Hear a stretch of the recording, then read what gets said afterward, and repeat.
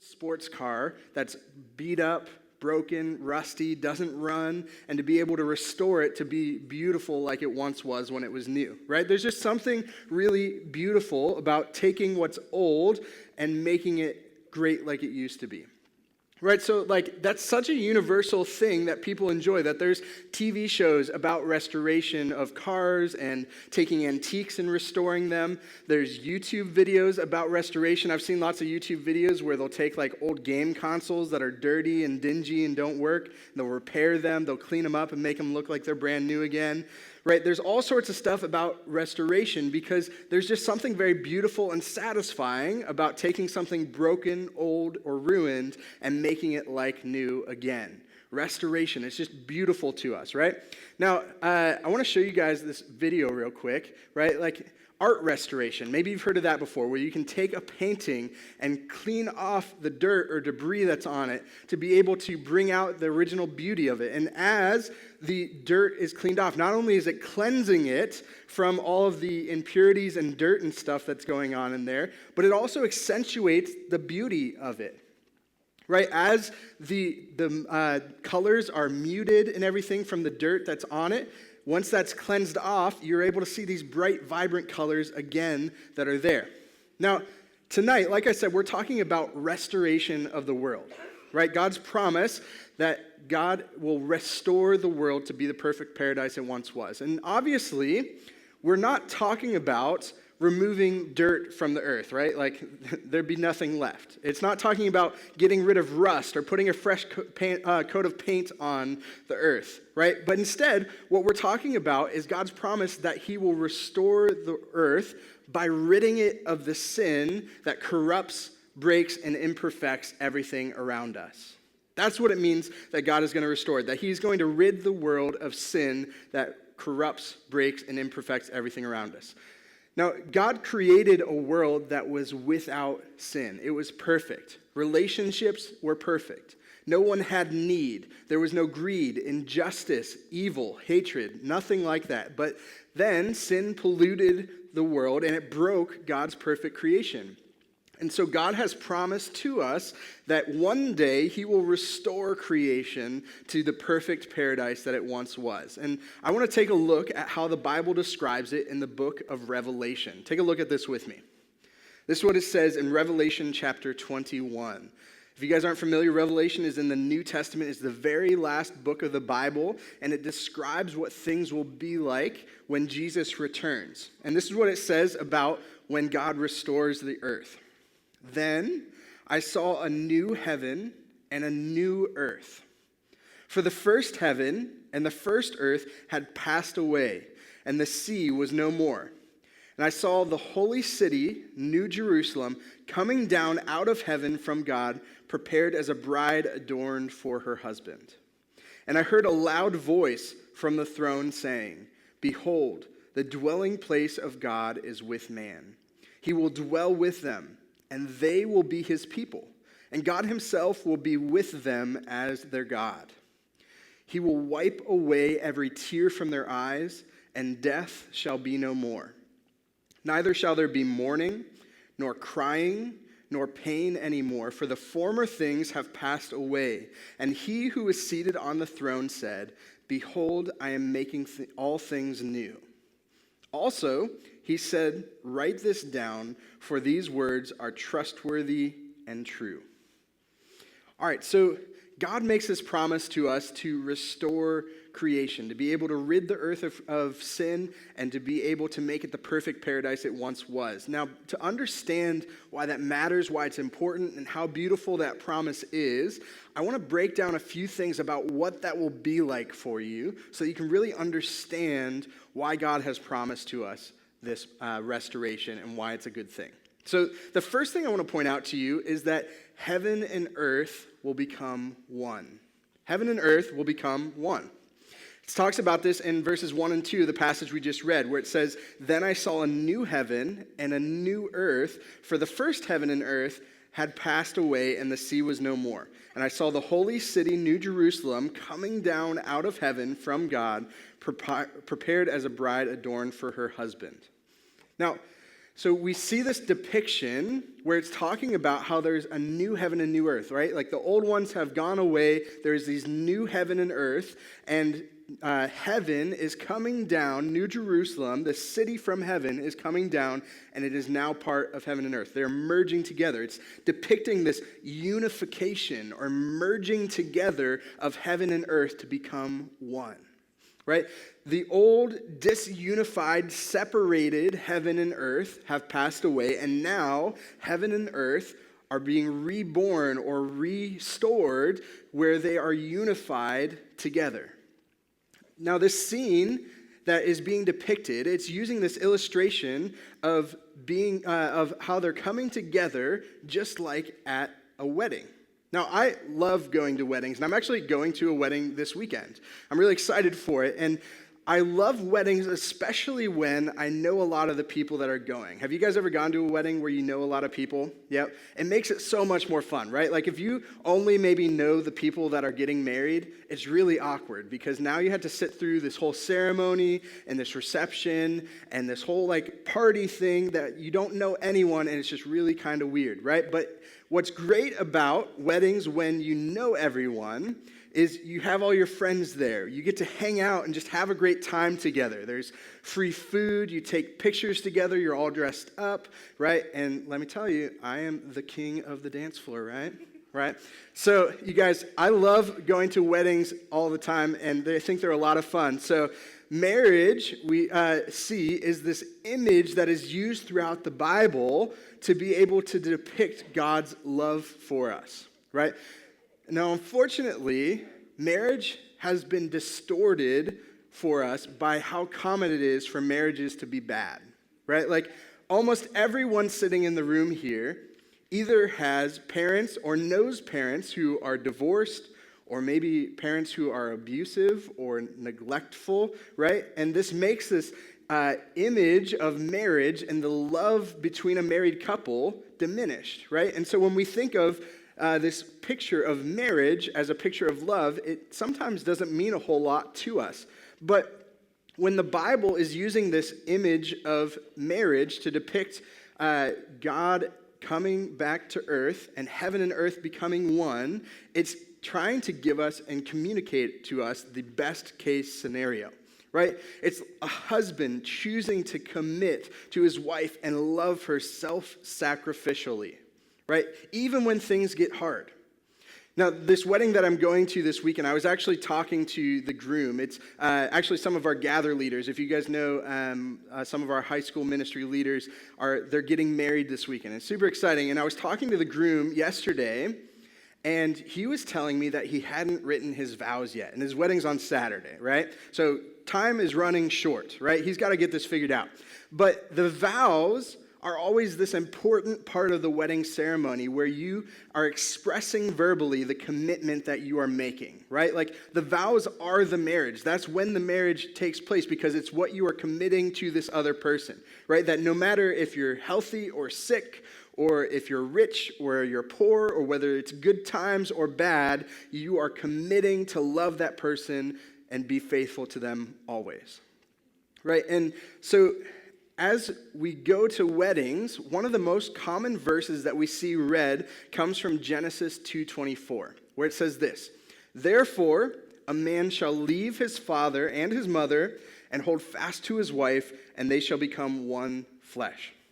Now, marriage is this picture of two separate people becoming one, right? Just like heaven and earth is being depicted to us as becoming one. Right? The husband, God in this case, is going to self-sacrificially stand by his bride, which is us, the church, in good and in bad.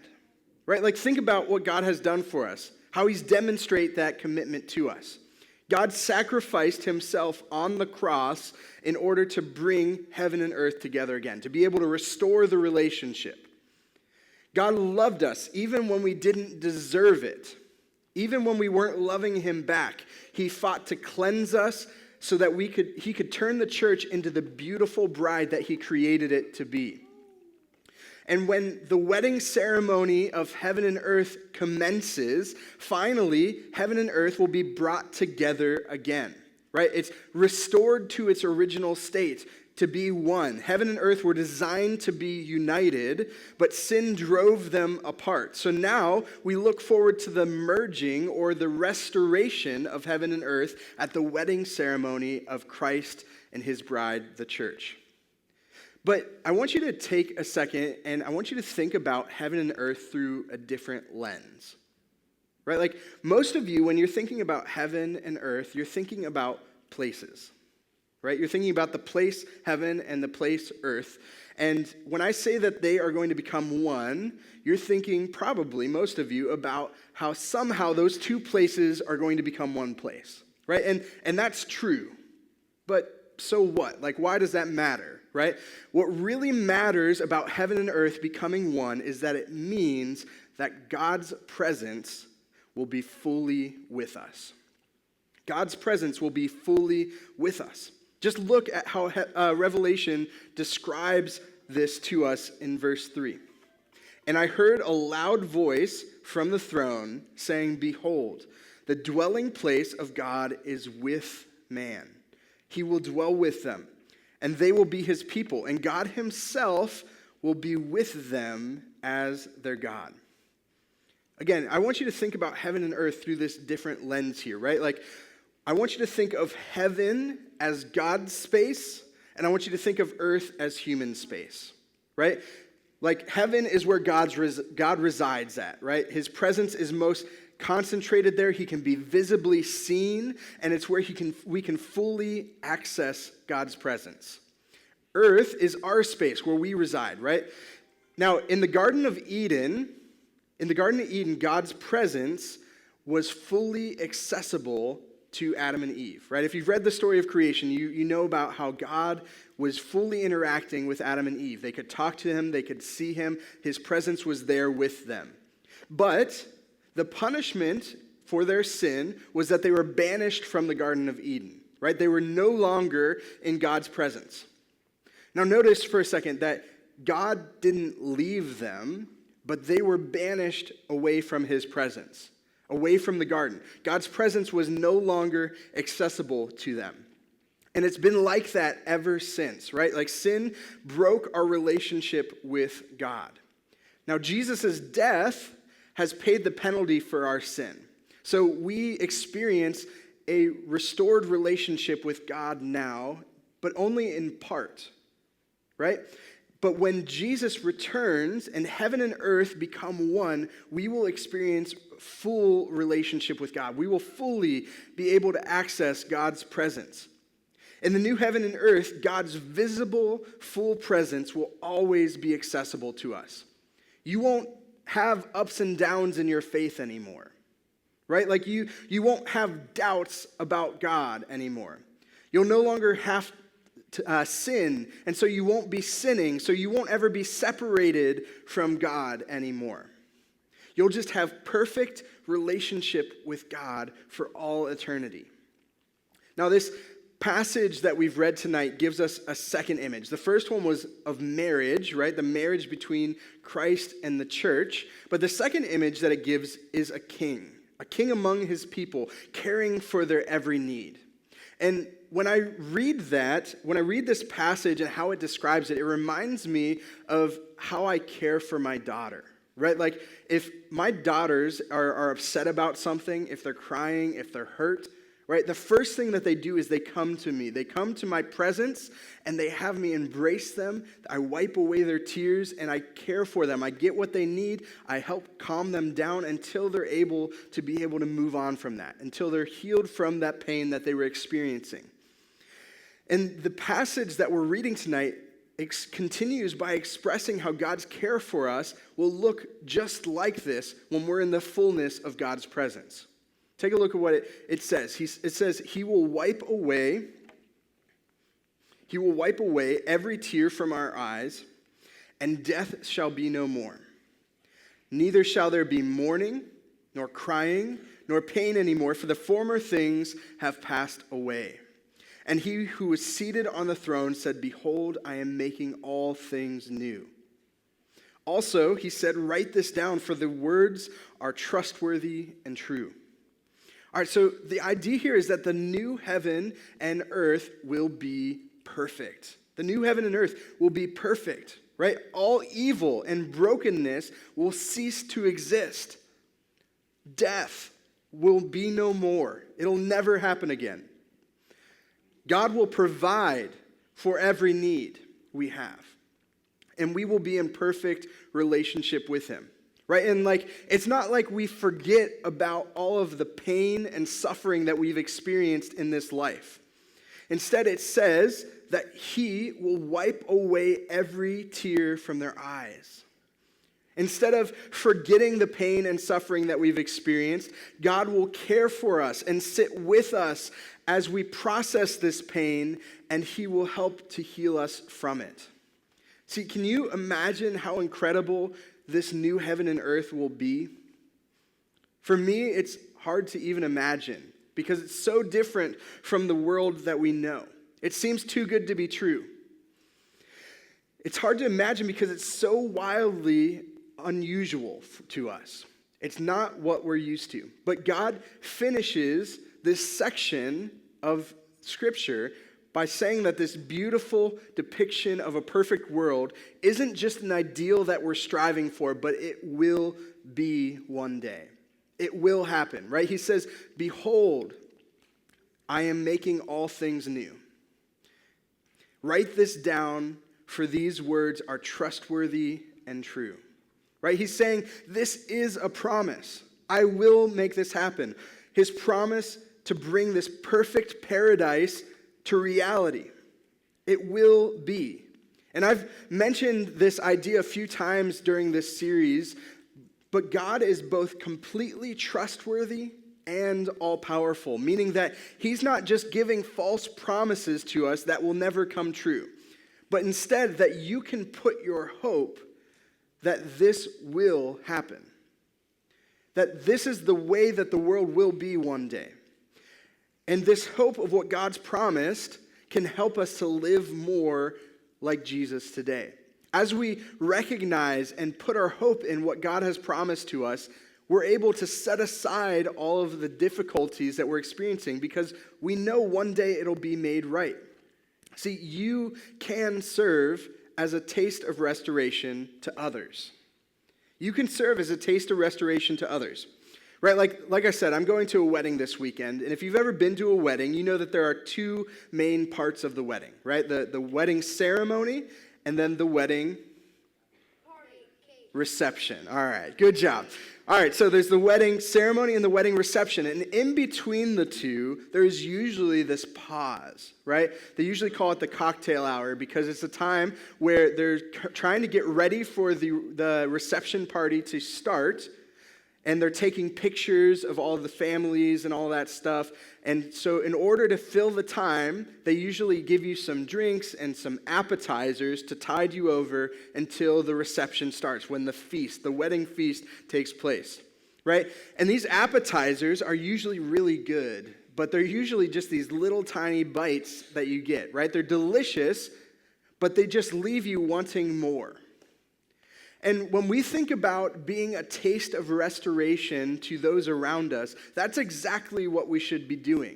These delicious pockets of what's going to be that makes us want more, right? To be able to bring God's kingdom here and now to other people so that they can experience it and get a taste for it and desire to follow God and know God so that when Jesus returns, they too can be part of the celebration, that wedding ceremony of Christ and his church. So my question that I want to leave you guys with tonight is, how can you give a taste of restoration to others? Well, I want to give you a few practical ways to think about, and these are three things that I think that probably all of us could do better at. And the first one is to offer grace and forgiveness when people don't deserve it. To offer grace and forgiveness when people don't deserve it. And here's why, right? Like, God is promising restoration, which means that one day, all of the wrongs and suffering and pain that you've experienced in your life will be made right. God promises that to you. So, because of that, you don't have to get revenge now because you trust God will bring justice in the future. You will be healed of the trauma and suffering that you're experiencing in your life. All your difficulties will end. And this means that when people wrong you, you can forgive them. Not because you've just let go of it and you've forgotten about justice, but because you trust God to bring justice so that you don't have to. So when a bully picks on you at school, you can have the empathy to recognize that they're probably picking on you because of something bad going on in their own life, rather than thinking about how to get back at them. When somebody spreads a rumor about you, you don't have to retaliate by spreading a rumor about them.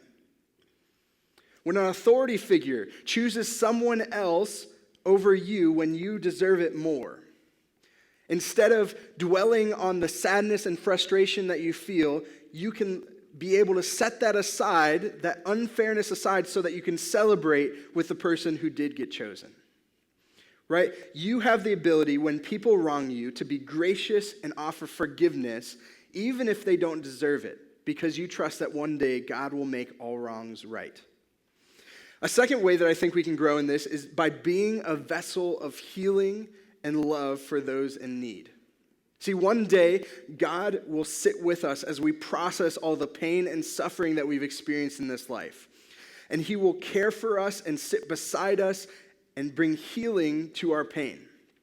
But we have the ability to demonstrate that love and compassion to people now. See, so when you are seeing someone struggling at school, they're struggling to fit in, they're struggling to make friends, they're struggling with their homework, you have the ability to care for them, to befriend them, and to be able to speak encouragement into them. When something tragic happens to somebody, a house fire, somebody dies, whatever it is, tragedies happen, you are able to go out of your way to be able to care for other people. You can stand up for that kid that is getting picked on and comfort them through their pain. You are able to represent the love of God to other people and care for those in need. And the last way that I think that we can be a taste of restoration right now is to point people to God so they too can experience the goodness of following him. See, remember, the reason that you experience the hope to be able to act this way, to be able to give people a taste of restoration, is because you know God and you know the goodness of following him. And so if you know God and you know the goodness of following him, invite people to be part of that goodness too. So talk about your faith with other people. Invite them to come to midweek with you. Ask them questions about what they believe. Share how God has impacted your life. Wonder with them about what the new heaven and earth will be like. Share with them so that they can, and help them to see the goodness of God so that they can experience it too. Because Jesus is coming back one day. We don't know when, but it is a promise. God promises in his word that Jesus will come back to earth. And when he does, it's going to be incredible. It's going to be greater than any of us can imagine. And our hope for eternity with God in his perfect paradise of the restored heaven and earth is the key reward of our faith. But as we wait for that incredible future that God promises, you have the ability to reflect a glimmer of that goodness to people around you. So how are you going to do that this week? Let me pray for you guys, and then we'll be done. Father, just thank you so much for how you give us good promises. That you're a God that loves us even when we don't love you back. That you're a God that's faithful when we're unfaithful.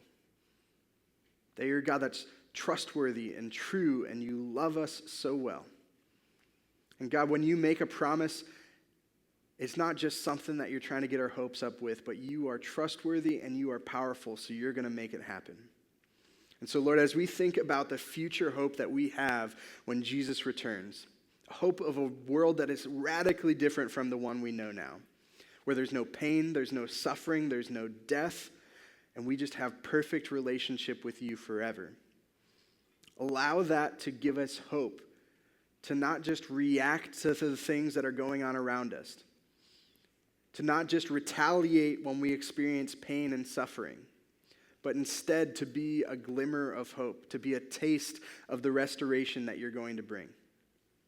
So for each of these students, Lord, and each of these leaders and myself, Lord, I pray that all of us would be motivated to think through ways that we can do that this week, to be able to love others self-sacrificially like you've loved us, to be able to offer forgiveness and grace to people. Lord, help us to be able to give a taste of what you've promised to us, to those around us. Help us to figure out what that looks like, present us with opportunities to do it, and give us the courage and motivation to make it happen. We pray for all of this in the name of Jesus. Amen.